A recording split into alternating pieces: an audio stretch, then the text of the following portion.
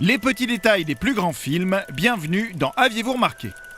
Harry Potter, l'apprenti sorcier de Poudlard, est entré dans nos vies au début de la décennie 2000, d'abord par les livres de J.K. Rowling bien sûr, puis par des films qui auront créé un phénomène jamais vu depuis Star Wars.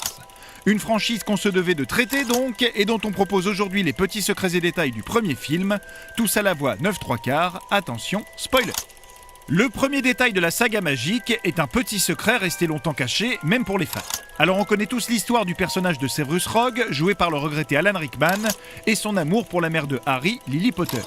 Un destin tragique révélé dans les derniers livres et qui montra que malgré les attaques du professeur, celui-ci jouait un double jeu et avait toujours voulu protéger Harry secrètement. Un double jeu que les spectateurs du premier film auraient pu en fait déceler assez tôt, dès les premiers mots de Rogue à Harry pour être exact. La première question que le professeur pose au jeune sorcier est ainsi: qu'est-ce que j'obtiens quand j'ajoute de la racine d'asphodèle en poudre à une infusion d'armoise ? Une question somme toute banale, sauf si on s'y connaît en botanique. En effet, l'asphodèle est une plante de la famille des lys, lily en anglais, et symbolise la mort et le regret, tandis que l'armoise est liée à l'absence. Une signification qui change complètement le sens de la question, avec laquelle Rogue transmettait en réalité ses condoléances à Harry et évoquait le poids de l'absence de Lily. Fou, n'est-ce pas ? Ce secret particulièrement alambiqué n'empêche pas le film de nous livrer d'autres détails plus abordables, comme la devise de Poudlard ici en latin, et que l'on peut traduire par « Ne chatouillez jamais un dragon qui dort ». Autre petit détail ici sur l'étagère des trophées, où l'on peut apercevoir le nom de McGonagall, le professeur de métamorphose, ainsi qu'un dénommé King ici à gauche. Ce nom est en fait une référence à John King, le directeur artistique du film.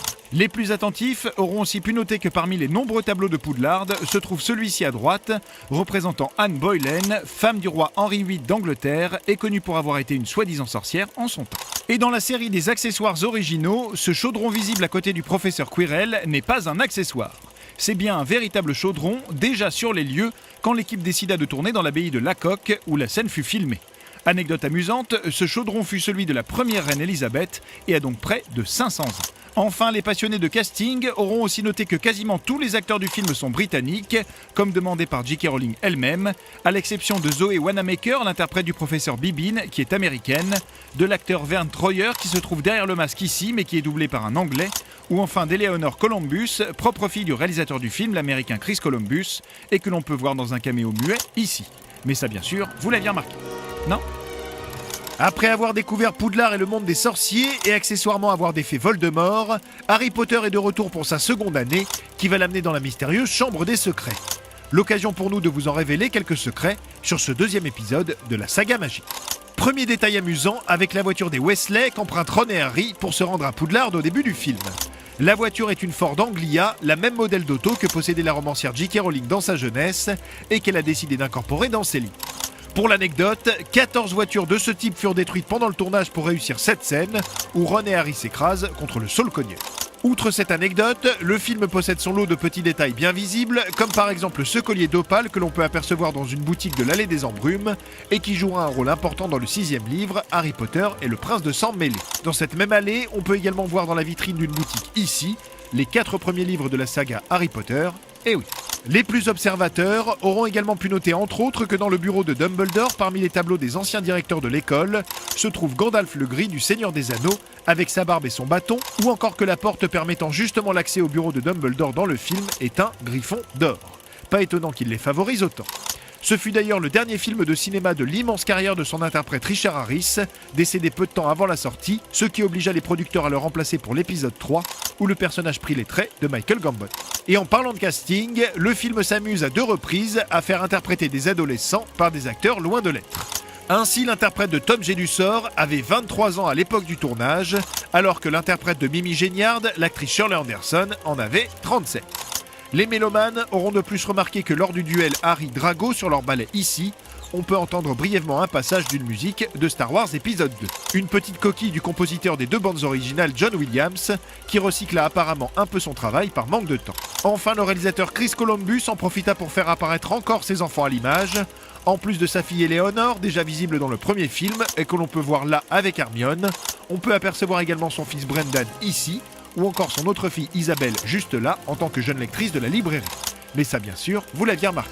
Après 2 films très familiaux, Harry grandit et gagne en noirceur sous la caméra d'Alfonso Cuarón pour le 3e opus de la saga magique, Le Prisonnier d'Azkaban. Alors chaussez vos lunettes et armez vos baguettes, on est parti pour les petits secrets et détails du film. L'une des particularités de cet épisode est bien entendu l'arrivée d'une poignée de nouveaux personnages, tous plus passionnants les uns que les autres, en commençant par l'énigmatique Sirius Black, interprété par Gary Oldman. L'homme possède d'ailleurs quelques petits détails intéressants, comme ses tatouages, inspirés de ceux des prisonniers russes, et possédant leur signification, notamment pour les personnalités devant être respectées. Et pour l'anecdote, les tatouages ont d'ailleurs été dessinés par le réalisateur Alfonso Cuarón en personne.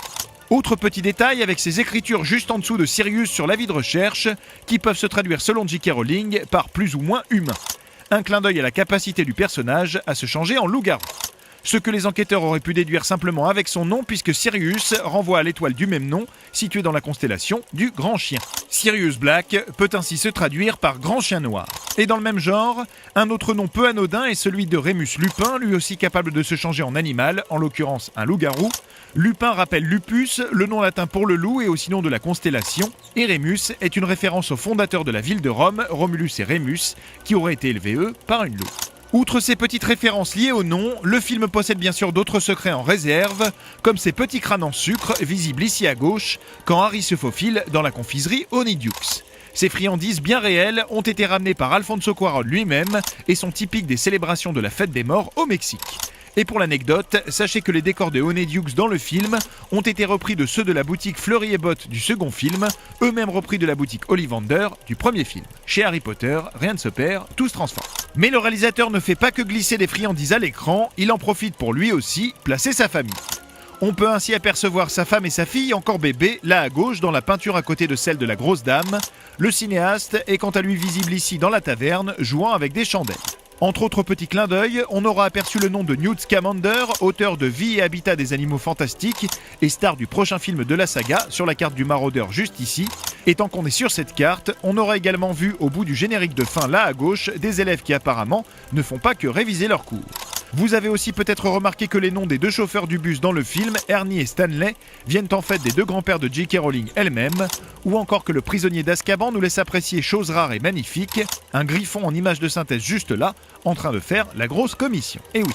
Enfin, on aura également noté que bien que Voldemort ne soit pas visible sous une forme physique quelle qu'elle soit dans le film, qui est une petite exception dans la saga, on peut apercevoir dans le tableau ici à droite un personnage lui ressemblant étrangement, comme un petit avant-goût des films à venir. Mais ça bien sûr, vous l'aviez remarqué, non ? Après avoir découvert l'école des sorciers, s'être retrouvé dans une chambre avec des secrets ou face aux prisonniers d'Azkaban, le jeune Harry Potter va devoir lutter pour sa vie et pour la coupe de feu. La 4e année du sorcier à Poudlard propose un paquet de petites choses qu'il fallait voir et qu'on vous montre sans plus attendre.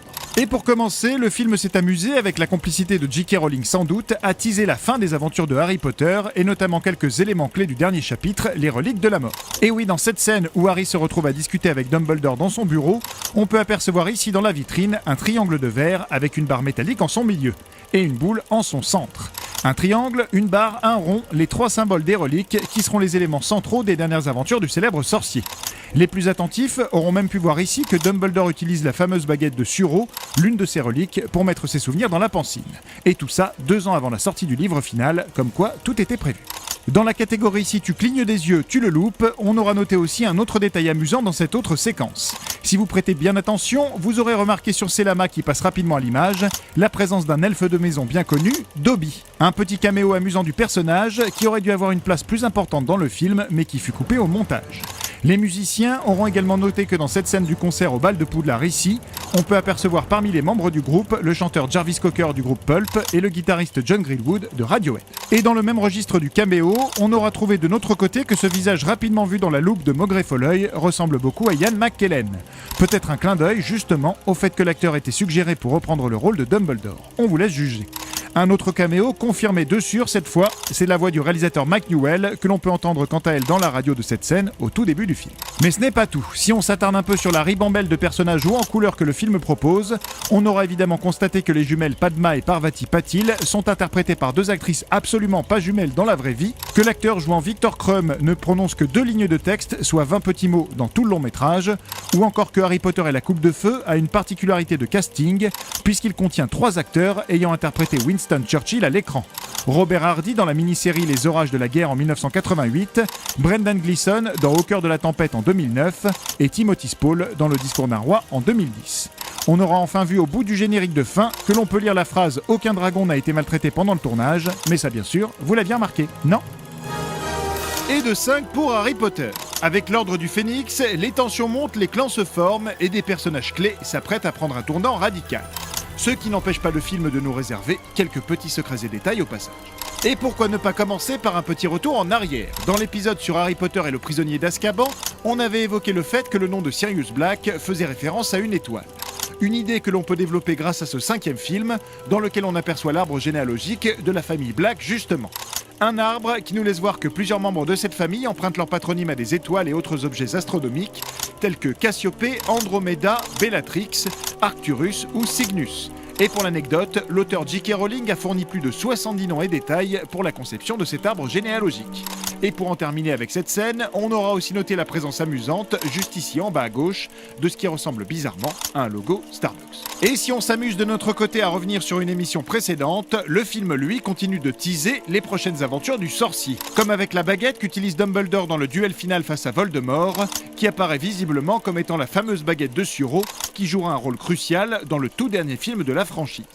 Les fans seront aussi contents d'apprendre que le barman dans cette scène fut plus tard identifié par J.K. Rowling elle-même comme Aberforth Dumbledore, le petit frère d'Albus, qui réapparaîtra lui aussi dans le dernier film. On aura noté également que la salle du jugement de Harry était déjà visible, mais en bien plus petite, dans le précédent opus, Harry Potter et la Coupe de Feu, où on y voyait le jugement de Igor Karkaroff.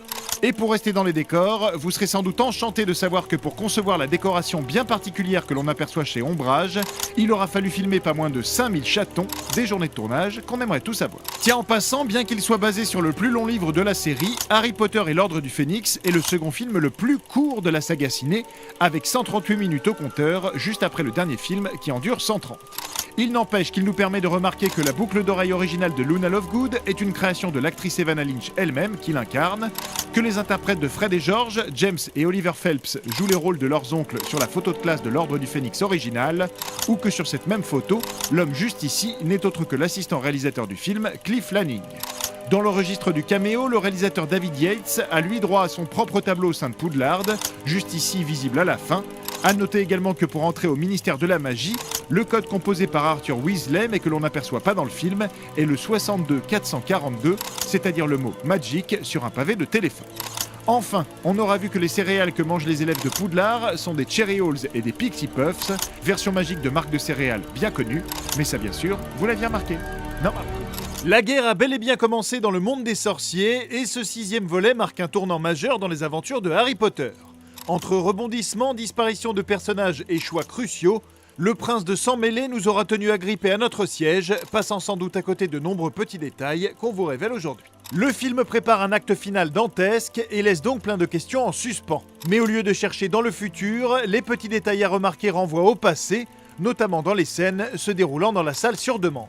Dans cette salle bien spéciale qui change en fonction des besoins du sorcier qui y rentre, on a ainsi l'occasion d'apercevoir ici la harpe qui a servi à endormir le cerbère touffu dans Harry Potter à l'école des sorciers.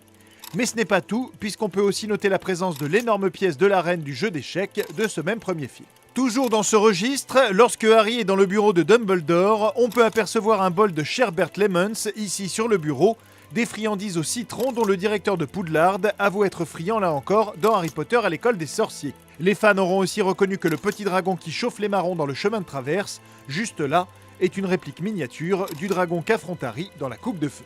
En plus de ces petits retours sur les aventures précédentes, le film compte quelques petites particularités, comme le personnage de Lavande Brown, incarné dans ce film par Jessie Cave. Le personnage était déjà apparu dans Harry Potter et la Chambre des Secrets, où elle était incarnée par Kathleen Cowley, puis de nouveau dans Le Prisonnier d'Azkaban, dans lequel elle avait encore une fois les traits d'une autre actrice, Jennifer Smith. 3 actrices pour un seul personnage, joli record pour la saga. Ce 6e film nous permet également d'en apprendre un peu plus sur Voldemort lui-même, de son vrai nom Tom Jedusor, et notamment qu'il est né le 1er janvier 1927. Un jeune Voldemort donc, qui est incarné à l'écran par Hero Fiennes Stephen, neveu de Ralph Fiennes, interprète de Lord Voldemort lui-même. On se disait bien qu'il y avait un petit air de famille. On aura aussi noté entre autres que dans le bazar d'objets moldus qu'amoncelle Mr. Weasley, on peut reconnaître une banale imprimante de marque HP sortie en 1995, ou encore que le réalisateur David Yates a demandé au directeur de la photographie, le français Bruno Delbonnel, de s'inspirer des couleurs et de la lumière du peintre Rembrandt. ce qui lui a valu d'ailleurs une nomination à l'Oscar de la meilleure photographie, la seule de toute la saga dans cette catégorie. Enfin, l'acteur Timothy Spall, interprète de Peter Pettigrew, revient dans ce 6e chapitre après une apparition dans l'Ordre du Phénix, mais bien qu'il ait son nom sur tous les posters du film, le personnage n'a pas une seule ligne de dialogue. Mais ça, bien sûr, vous l'aviez remarqué. Non ? Les aventures de Harry Potter touchent à leur fin, mais comme ils sont gentils, les producteurs ont offert aux fans une double dose ciné pour les Reliques de la Mort, dont le premier chapitre, sorti en novembre 2010, nous dévoile aujourd'hui ses petits détails et secrets. C'est parti. Le dernier roman du célèbre sorcier a donc été coupé en deux pour son adaptation au cinéma. Ne criez pas au scandale tout de suite, car c'est pour une bonne raison. Le scénario des 2 derniers films de la saga faisait pas moins de 500 pages, quand le montage final avoisinait plus de 5h30. Une durée bien trop longue pour un seul film, d'où la décision de diviser l'aventure. Et puis les producteurs ne disent jamais non à quelques dollars supplémentaires non plus. Petit détail d'importance sur ce film, c'est le seul de toute la saga dans lequel on ne voit pas Poudlard. Le lac non loin de là est bien visible dans la dernière scène, mais pas la célèbre école, qui refera son apparition en grande pompe dans le dernier volet. Cette partie 1 compte également pas mal de petites particularités de casting amusantes, comme le personnage de Bill Weasley, incarné par Donald Gleeson, qui n'est autre que le propre fils de Brendan Gleeson, alias Maugrey Follett. Le film célèbre aussi quelques retrouvailles, notamment celles des acteurs Brendan Gleeson, Michael Byrne, Peter Mullan et David O'Hara, qui avaient déjà partagé l'affiche du Braveheart de Mel Gibson. Et les fans de Burton, eux, auront noté le retour de Alan Rickman, Helena Bonham Carter, Timothy Spall et Jamie Campbell, ensemble à l'image dans Sweeney Todd. Enfin, petit record dans la catégorie avec John Hurt, l'incarnation d'Ollivander, qui revient dans la saga après une pause de 9 ans. Alors le casting c'est bien, les petits détails c'est mieux. Et on est sûr que vous serez amusé d'apprendre qu'il y a une affiche de la pièce de théâtre Écus dans laquelle joue Daniel Radcliffe, dissimulée dans le décor du café dans lequel s'arrête le trio à Londres. Puis autre particularité de décor, avec celui impressionnant du village de Godric's Hollow, qui est en réalité un réaménagement du décor déjà existant de Préolard. Une manière de faire des économies. Enfin, toujours dans ce registre, et tout comme pour les films précédents, Evanna Lynch, l'interprète de Luna Lovegood, a conçu un bon nombre d'accessoires que le personnage porte à l'écran, ainsi que pas mal d'objets visibles chez elle. Petit secret de tournage en passant, avec cette scène des 7 Harry qui demanda une organisation très précise. Pour vous donner une idée, Daniel Radcliffe devait tourner pas moins de 90 prises pour un seul plan de la scène, tout en changeant de vêtements à chaque fois pour incarner tous les personnages. Épuisant. Sur une note plus légère, Rupert Grint avoua qu'on avait dû le sortir du plateau pour la fameuse scène de baiser entre Harry et Hermione, tellement il ne parvenait pas à s'empêcher de rigoler. Enfin, les fans absolus auront reconnu que lorsque Hermione se transforme en ministre du ministère, elle est changée en une femme nommée Mafalda Hopkirk, qui était justement l'auteur de la lettre d'expulsion de Poudlard à Harry dans l'Ordre du Phénix. Mais ça, bien sûr, vous l'aviez remarqué, non ? Comme diraient les Doors, this is the end, my only friend, the end. Et oui, comme toutes les bonnes choses ont une fin, les aventures ciné de Harry Potter se sont terminées en 2011 avec la seconde partie des Reliques de la Mort. Le point final d'une saga qui nous aura fait courir dans les salles pendant une décennie et qui, comme les précédents opus, recèle détails et secrets en tout genre. Alors sortez vos baguettes, c'est parti. Et comment parler de ce dernier épisode sans revenir sur l'intégralité de la saga, justement. Une série de films qui, pour l'anecdote, nécessite 19h39 pour être regardée intégralement. Parmi les autres chiffres importants de la série, vous serez amusé d'apprendre que Daniel Radcliffe utilisa 160 paires de lunettes, cassa 80 baguettes et se fit maquiller sa célèbre cicatrice sur le front pas moins de 5800 fois durant ces 8 épisodes. On a également pu remarquer que presque tout dans la saga est en lien avec le chiffre 7. Jugez plutôt, il y a 7 Horcruxes. Dans la première partie des Reliques de la Mort, on se retrouve avec 7 Harry, le fameux coffre de Maugrey Follett à 7 serrures. On peut compter 7 serpents sur la porte de la chambre des secrets. Les Weasley ont 7 enfants. Le Quidditch se joue avec 7 joueurs par équipe et Harry se retrouve d'ailleurs avec le numéro 7. Et pour terminer la liste, on rajoute tout de même qu'il y a évidemment bien sûr 7 livres Harry Potter. Allez, passons aux détails cachés de ce dernier volet. On a remarqué la présence, par exemple, dans la salle sur demande, des créatures relâchées par Gilderoy Lockhart dans le deuxième film, juste ici. Et au total, ce sont plus de 70 accessoires de tous les précédents films de la saga qui sont présents dans cette scène, un joli best-of. Cette séquence est d'ailleurs aussi le théâtre d'un autre petit détail d'importance dans la saga, puisqu'il nous montre pour la toute première fois Hermione chevaucher un balai. On a également pu noter que l'apparence physique de Voldemort se dégrade au fur et à mesure que les Horcruxes sont détruites, ou que dans chaque plan où lui et Béatrix Lestrange sont visibles, cette dernière se tient toujours à sa droite, qui est traditionnellement la place du plus fidèle allié. Côté casting, si les fans de la série Game of Thrones retrouvent avec plaisir les acteurs Ralph Ineson, Freddie Stroma, Ciarán Hinds, David Bradley ou encore Natalia Tena, On peut aussi noter que la comédienne interprétant la femme de Draco à la toute fin du film est Jade Gordon, véritable copine de Tom Felton à l'époque. Et dans cette scène finale justement, les fans auront reconnu la grenouille en chocolat visible ici et déjà présente dans le compartiment de Harry, Ron et Hermione dans le tout premier film, histoire de bien boucler la boucle, mais ça bien sûr, vous l'aviez remarqué. Non.